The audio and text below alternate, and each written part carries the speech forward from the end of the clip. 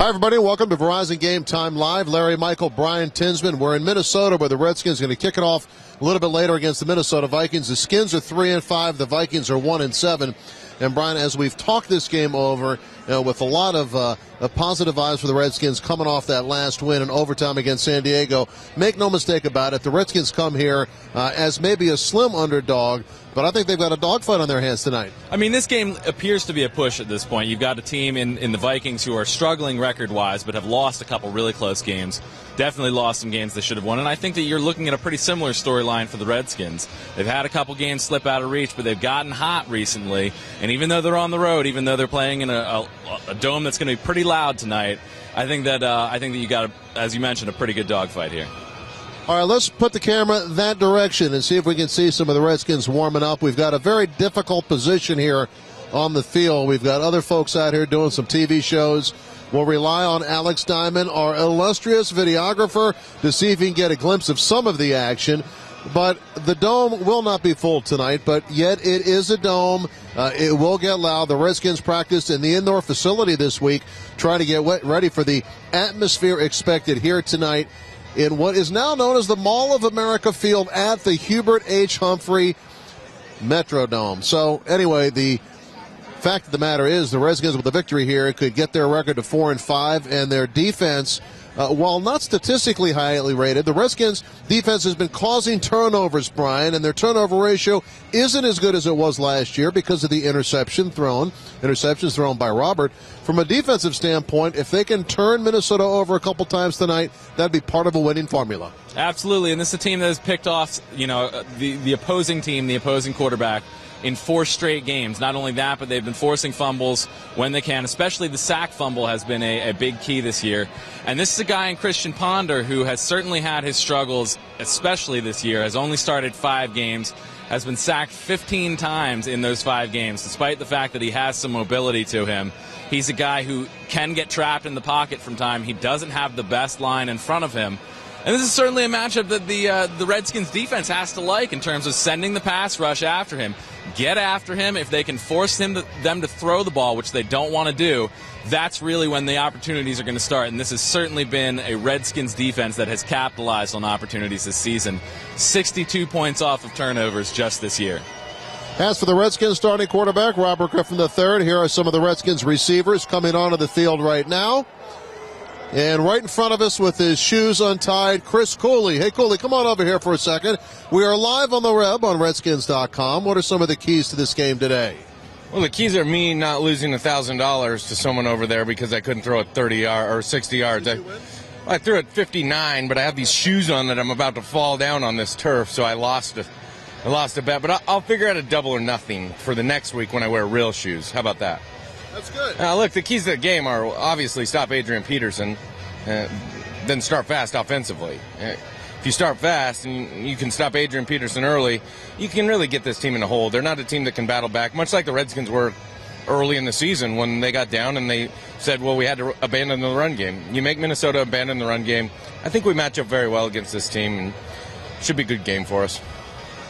All right, go get ready for your broadcast. It's the big broadcast coming up on the radio with Chris Cooley. Thank you, sir. Oh, you're welcome. NBC right now, buddy. Oh, here we go. Cooley's he's a multimedia Cooley. He's doing all kinds of things. But for us, let's go back to reality, talking about Robert Griffin III. Looks like he's improving along the way, Brian. He's getting his timing back. I think he's getting his speed back. But passing accuracy is something that he has struggled with. He had a couple errant throws last week in San Diego, but all in all, a pretty good performance. Held on to the football, didn't put it in any risky spots, and he is getting better, it seems, week by week. Certainly is, and what we have seen recently, unfortunately, is some up and down games for him. You saw his worst statistical performance 2 weeks ago, and then last week you actually see a really tremendous 70-plus yard percentage in terms of completion rate. And really the key for this offense, as well as just his performance, is how they have performed on third down. It seems to be that they start off every year struggling on third down, and last week you saw a tremendous percentage, 72% conversion rate from third down to first. And that comes from big-time playmakers. You see guys down there like Jordan Reed who have become really good outlet receivers. You saw Pierre Garçon have a career game last week.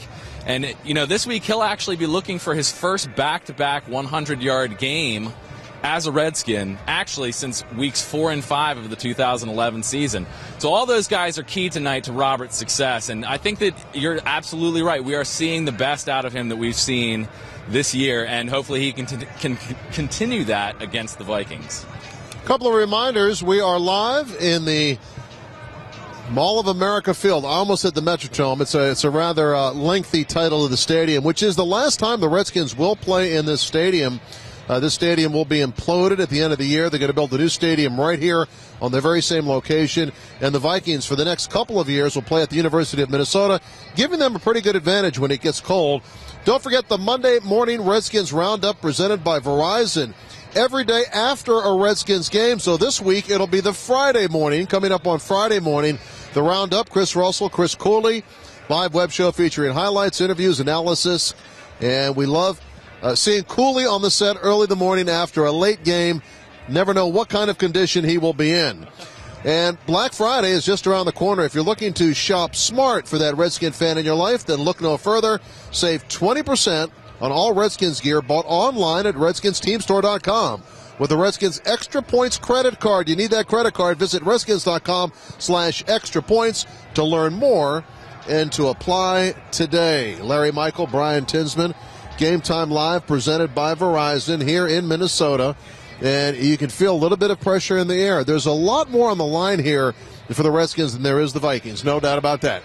Well, I mean, the Vikings have the unfortunate situation of having to play in the same division as the very talented Packers. Of course, the Bears are doing very well this year. But the Redskins are fortunate that in this season that a 5-4 team is leading the NFC East, and that, really all these teams are kind of hanging around, waiting for somebody to get hot. And certainly the Redskins think it can be them. They hope it will be them. And you're absolutely right. In a span of 4 days, they can go from 2-5 to basically 500 football with 4 division games left to go. A win tonight really puts them in pretty good situation looking down the home stretch of the season. Redskins on the practice field. Obviously, they'll be wearing their white jerseys, gold pants. Minnesota with that purple-colored jersey that we've seen over the years. The Vikings have fallen on hard times, 1-7. In fact, their starting quarterback, Christian Ponder, has not won a game this year as a starting quarterback. Their lone win came with Matt Castle at the quarterback position when they took on the Pittsburgh Steelers. You got some of the Redskins down towards the right end zone. Let's move out of the way, Brian. Let's get down here. There's Matt LaFleur. Good to see him. Let's make our position over here so we aren't in anybody's way. But the Redskins have some return men. Do you think possibly we'll see a change in the return position today? You've seen Josh Morgan. You see Santana Moss down here. Niles Paul. Special teams very important in this game. The Redskins are going to be facing the #1 kick returner in the National Football League in Patterson.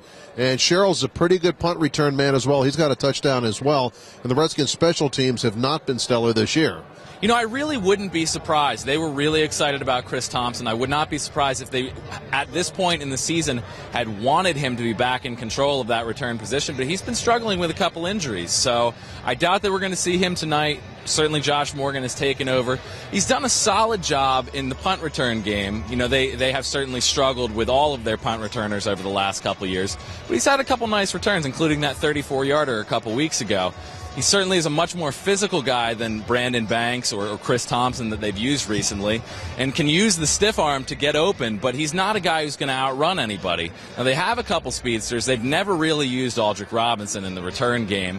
They gave him a cup of tea in his rookie year in the preseason, but it really just didn't pan out for him.